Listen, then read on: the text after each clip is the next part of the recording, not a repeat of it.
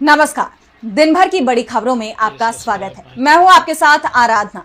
आज इस बुलेटिन में बात होगी बिहार में एसआईआर पर तेज हुए बवाल की, असम के सीएम शर्मा पर राहुल गांधी के तीखे वार की, देखेंगे राहुल गांधी ने पीएम मोदी को क्यों लिखी चिट्ठी, बालासोर घटना के खिलाफ विपक्ष के विरोध प्रदर्शन को, जानेंगे संसद के मॉनसून सत्र में सरकार को घेरने की विपक्ष की क्या है तैयारी, और बुलेटिन के आखिर में देखेंगे जाने माने कार्टूनिस्ट इरफान की किस खबर पर पड़ी तिरछी नजर। लेकिन दिन भर की तमाम बड़ी खबरों से पहले एक नजर आज की सुर्खियों पर। ममता बनर्जी की बीजेपी को चुनौती, कहा 2026 में बंगाल पर टीएमसी, अगले चुनाव में इंडिया गठबंधन का दिल्ली पर होगा कब्जा। कर्नाटक के सीएम सिद्धारमैया का बड़ा बयान, बोले जाति जनगणना के लिए देशव्यापी अभियान चलाएगी कांग्रेस। जांच एजेंसियों द्वारा वकीलों को परेशान करने पर सुप्रीम कोर्ट सख्त, केंद्र सरकार को भेजा नोटिस, ईडी ने वकीलों को भेजा था समन। शेयर बाजार में तेजी, 63 अंकों की तेजी के साथ 82,634 पर बंद हुआ सेंसेक्स, तो 16 अंकों की तेजी के साथ 25,212 पर बंद हुआ निफ्टी। ये तो थी सुर्खियां। अब बात आज की सबसे बड़ी खबर की।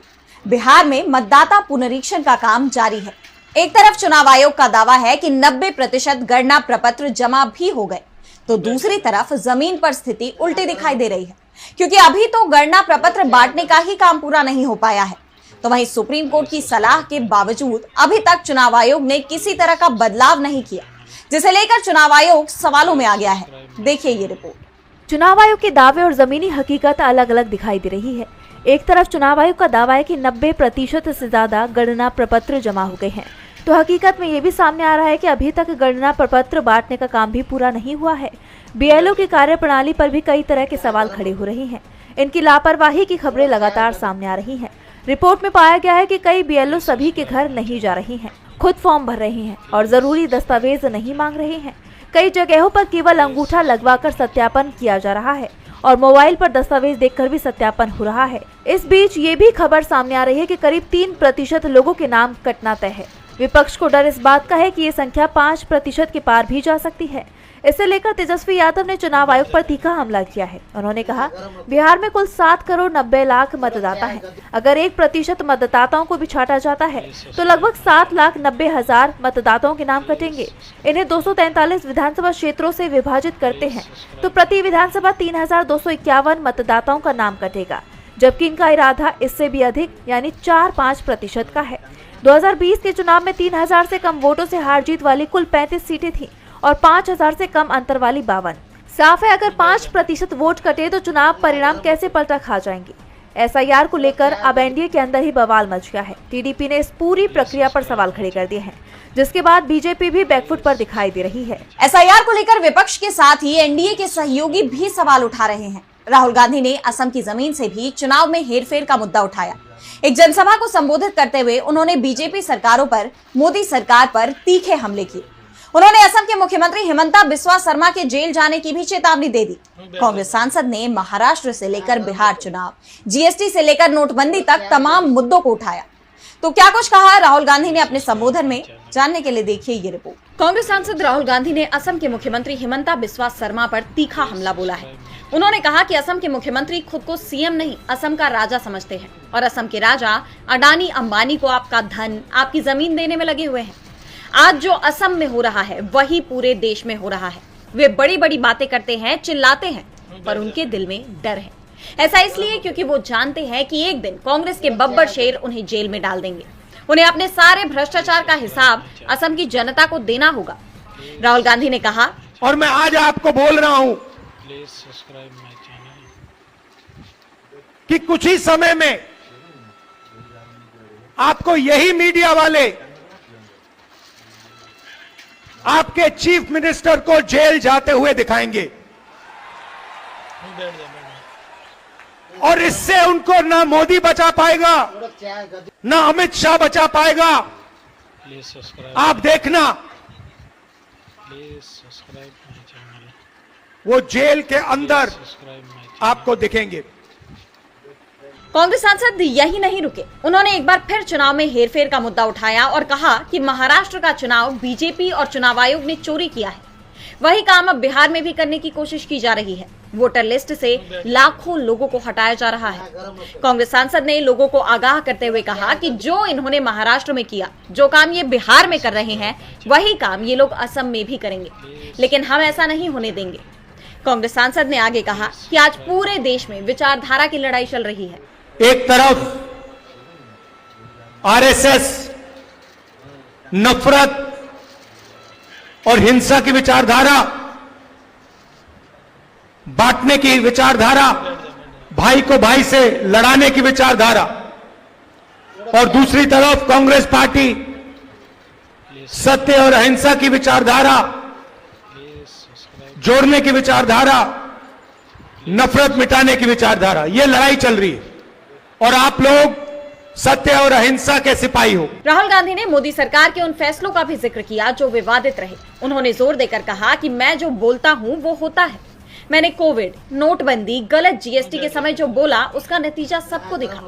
आज 2 हिंदुस्तान बन रहे हैं। अरबपतियों के बच्चे जो भी सपना देखना चाहते हैं देख पाते हैं, लेकिन आम जनता के लिए गलत जीएसटी, महंगाई, अग्निवीर और निजीकरण है।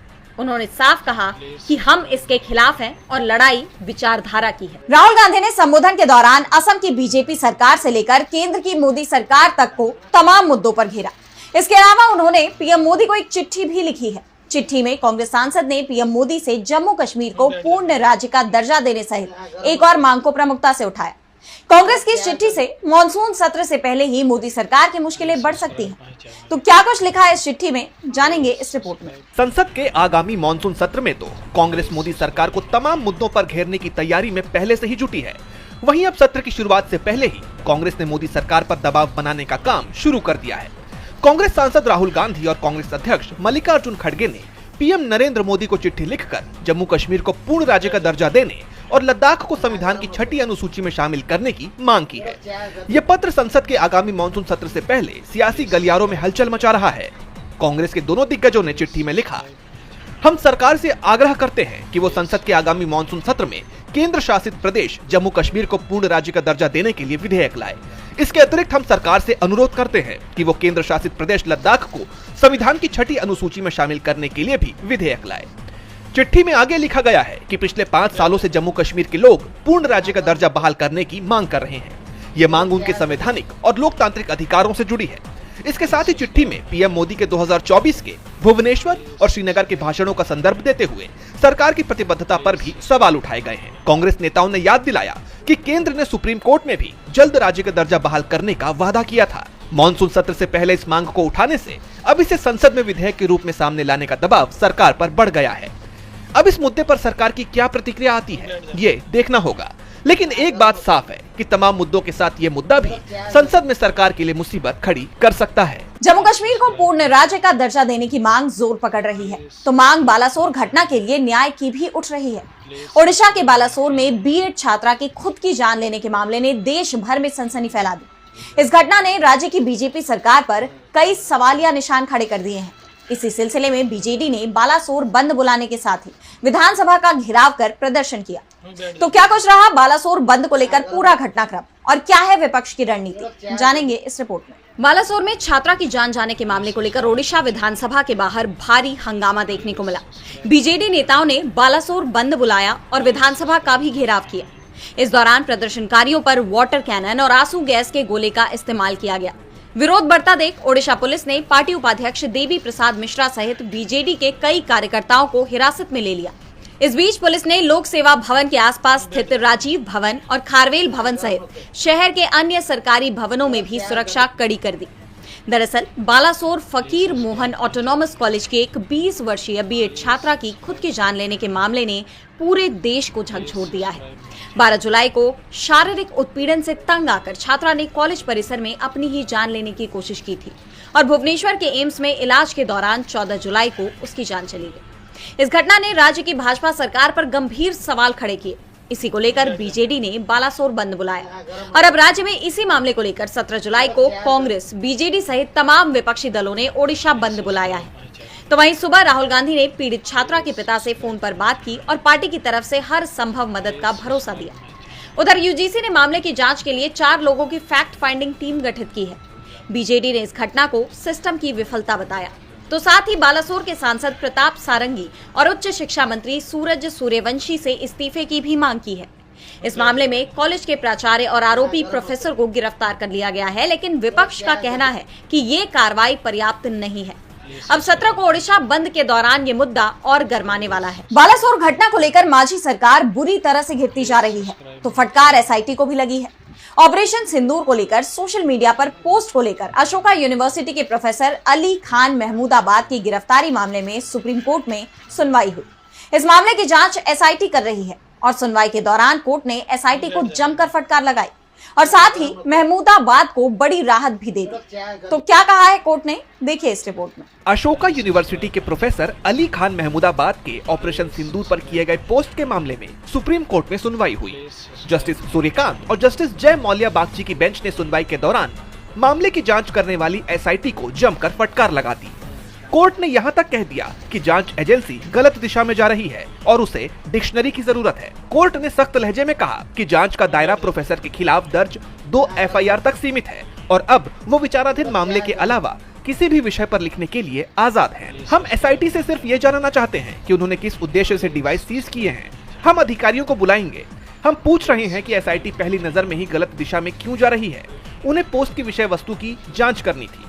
हमारे लिए एसआईटी की कार्यवाही के तरीके पर टिप्पणी करना सही नहीं होगा। फिर भी हम उसे अपने 28 मई के आदेश को याद दिलाना सही समझते हैं।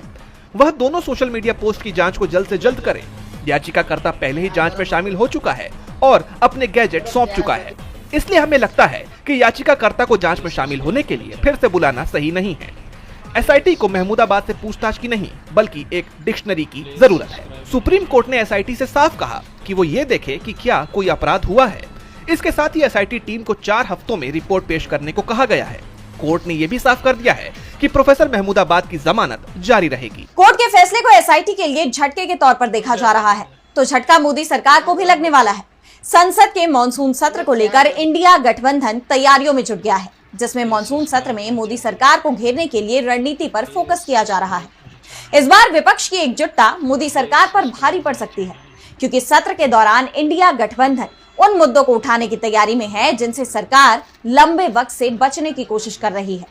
तो क्या है विपक्ष की रणनीति, किन मुद्दों पर रहेगा जोर, देखिए इस रिपोर्ट में। इंडिया गठबंधन ने संसद में मोदी सरकार को घेरने की तैयारी कर ली है। इंडिया गठबंधन ने आगामी मॉनसून सत्र में कई अहम मुद्दों को उठाने का फैसला किया है, जिसमें सबसे अहम मुद्दा बिहार में मतदाता सूची के विशेष गहन समीक्षा यानी एसआईआर का है। इस मुद्दे को लेकर इंडिया गठबंधन एकजुट है और कांग्रेस की अगुवाई में सरकार को घेरने की रणनीति तैयार की जा रही है। बताया जा रहा है कि इस मुद्दे पर संसद के दोनों सदनों में कांग्रेस, आरजेडी, टीएमसी कार्य स्थगन प्रस्ताव लाने की तैयारी कर रही है। बता दें कि एक संसदीय प्रक्रिया है जिसका इस्तेमाल सदन में किसी अहम मामले पर तुरंत चर्चा करने के लिए कार्यवाही स्थगित करने के लिए किया जाता है। हाल ही में सोनिया गांधी की मौजूदगी में कांग्रेस की एक बैठक हुई थी, जिसमें ये तय हुआ कि संसद के मॉनसून सत्र में सरकार को घेरने के लिए पहला मुद्दा पहलगांव होगा। सोनिया गांधी ने साफ किया कि पहलगांव के मुद्दे पर पूरे विपक्ष ने संसद के विशेष सत्र की मांग की थी, जिसे सरकार ने नहीं माना। इसलिए संसद में सबसे पहले इसी मुद्दे को उठाया जाना चाहिए कि पहलगांव हमले में खुद सरकार ने माना कि सुरक्षा में चूक हुई। ऐसे में कौन जिम्मेदार, जवाबदेही किसकी तय हुई। इसके अलावा मॉनसून सत्र में मणिपुर हिंसा, चुनाव आयोग की निष्पक्षता, किसानों की समस्याएं और बेरोजगारी जैसे तमाम मुद्दों पर भी सरकार से जवाब मांगा जाएगा। ये सत्र 21 अगस्त तक चलेगा। इस दौरान 8 नए विधेयक और कुछ नए प्रस्ताव लाए जा सकते हैं। इसमें नया आयकर कानून भी शामिल हो सकता है। सत्र के दौरान जस्टिस वर्मा के खिलाफ महाभियोग प्रस्ताव पेश हो सकता है। लेकिन एक बात तो तय है कि इस बार का संसद सत्र काफी हंगामेदार रहने वाला है। संसद के इस मॉनसून सत्र में विपक्ष ने मोदी सरकार को घेरने की तैयारी कर ली है, जिसे लेकर सरकार टेंशन में नजर आ रही है। तो चिंता भारत और बांग्लादेश के संबंधों को लेकर भी जताई जा रही है। बांग्लादेश में मोहम्मद यूनुस सरकार एक के बाद एक सांस्कृतिक और ऐतिहासिक धरोहरों को मिटाने पर तुली हुई है और अब ऐसा ही एक मामला सामने आया है। यूनुस सरकार ने भारत सरकार की अपील के बावजूद ऐतिहासिक 100 साल पुरानी इमारत को ध्वस्त कर दिया। तो क्या है पूरी खबर, जानने के लिए देखिए ये रिपोर्ट। बांग्लादेश की मोहम्मद यूनुस सरकार एक एक करके देश में मौजूद सांस्कृतिक और ऐतिहासिक धरोहरों को मिटाती जा रही है। इसी कड़ी में अब उनका एक्शन भारतीय फिल्म मेकर सत्यजीत रे पर देखने को मिला। बांग्लादेश में सत्यजीत रे का पैतृक घर गिरा दिया गया है। इसे मैमन सिंह शिशु अकादमी के नाम से जाना जाता था। भारत सरकार की तरफ से बार बार अपील की गई और सांस्कृतिक महत्व की दुहाई दी गई। इसके बावजूद इस ऐतिहासिक 100 साल पुरानी इमारत को ध्वस्त कर दिया गया। भारत इस इमारत को संरक्षित करना चाहता था। इसी के चलते भारत ने बांग्लादेश को इमारत की मरम्मत और पुनर्निर्माण की पेशकश भी की थी, लेकिन ढाका प्रशासन ने भारत की इन सभी गुजारिशों को नजरअंदाज कर दिया। ये वही घर था जहां सत्यजीत रे के दादा प्रख्यात साहित्यकार उपेंद्र किशोर रे चौधरी और उनके पिता प्रसिद्ध कवि सुकुमार रे रहा करते थे। भारत सरकार की तरफ से बांग्लादेश प्रशासन के इस कदम की कड़ी निंदा की गई है। विदेश मंत्रालय ने इस घटना पर गहरा अफसोस जाहिर किया, इसे एक सांस्कृतिक क्षति करार दिया। भारत के बार बार के हस्तक्षेप के बावजूद इस धरोहर का मिटा दिया जाना दोनों देशों के बीच सांस्कृतिक संबंधों के प्रति बांग्लादेश के रवैये पर सवाल खड़े करता है। ये सिर्फ एक पुरानी संरचना का विनाश नहीं है, बल्कि इतिहास का ही सफाया है। ऐसे में सवाल उठता है कि बांग्लादेश सरकार अब और कितने ऐतिहासिक और सांस्कृतिक धरोहरों को ध्वस्त करेगी। यूनुस सरकार का ये फैसला ऐसे वक्त पर आया है जब भारत और बांग्लादेश के बीच पहले से ही कड़वाहट दिखाई दे रही है। इन हालात में दोनों देशों के रिश्तों में तनाव बढ़ने की आशंका जताई जा रही है। और बुलेटिन के आखिर में देखेंगे जाने माने कार्टूनिस्ट इरफान की किस खबर पर पड़ी तिरछी नजर।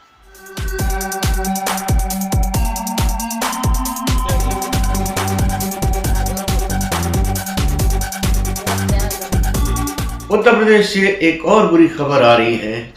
उत्तर प्रदेश की राज्य सरकार चाहती है कि वहां पर स्कूल में पढ़ने वाले बच्चों के जो 5000 स्कूल हैं, उन सरकारी स्कूलों को वो बंद कर दें। अब इतने सारे 5000 सरकारी स्कूल्स, उनकी बिल्डिंगें, उनकी ज़मीनें, उनका क्या होगा? क्या वहाँ पर अब मंत्रालय खोले जाएंगे? क्योंकि ज़्यादातर राज्य सरकारें मंत्रालय धड़ल्ले से खोलने पे बहुत ज़्यादा तादाद में खोलने पे गौर कर रही हैं। और वहाँ पर जो बच्चे अपनी अधूरी पढ़ाई छोड़ कर के घर पर बैठे होंगे, क्या उन मंत्रालयों के बाहर अपना पकौड़ों का ठेला लगाएंगे?